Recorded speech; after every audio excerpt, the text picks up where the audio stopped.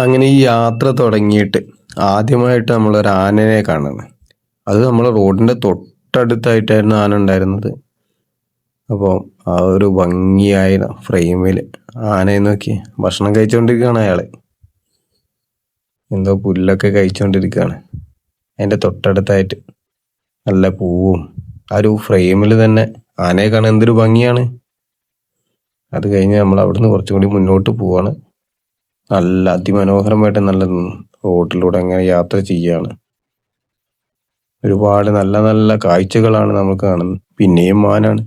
ഒരുപാട് നമുക്ക് കാണാം. അത് കഴിഞ്ഞ് നമ്മൾ കണ്ടില്ലേ, ഒരു ആനക്കൂട്ടാണ് അടിപൊളിയായിട്ടൊരു എത്ര എണ്ണാന്ന് അറിയില്ല, ഒരു 5-8 ആനയുടെ മുകളിലുണ്ട് അവര്. ഒരു ചെറിയ ഒന്ന് രണ്ട് കുട്ടി ആനയൊക്കെ ആയിട്ട് അവരങ്ങനെ മേഞ്ഞ് നടക്കാണ്. കണ്ടില്ലേ, എന്ത് മനോഹരമായിട്ടുള്ള കാഴ്ചയാണ്. ഒരുപാട് നാളത്തിന് ശേഷമാണ് ഞാൻ ഇങ്ങനെ കാണുന്ന ആനേനെ. ഇത്രത്തോളം ആനകളെ ഒരുമിച്ച് കണ്ടത് കുറേ കാലങ്ങൾക്ക് മുന്നെയാണ്. അപ്പൊ അങ്ങനെ പോകുന്ന ഇടയ്ക്ക് മഴ പെയ്തു.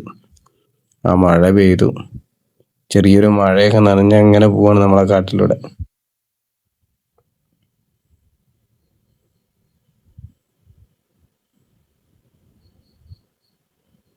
കണ്ടില്ലേ, എന്ത് മനോഹരമാണ് ഈ റോഡ് നോക്കി.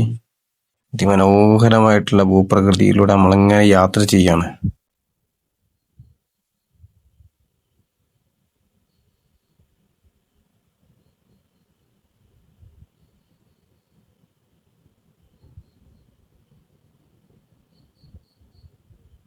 ഇപ്പം ഏകദേശം ഫോറസ്റ്റ് എല്ലാം കഴിഞ്ഞു. കർണാടകയുടെ ഫോറസ്റ്റും കഴിഞ്ഞ് നമ്മൾ ഇനി കർണാടക ഗ്രാമങ്ങളിലേക്കും ഏകദേശം നമ്മൾ കടന്നിരിക്കുകയാണ്.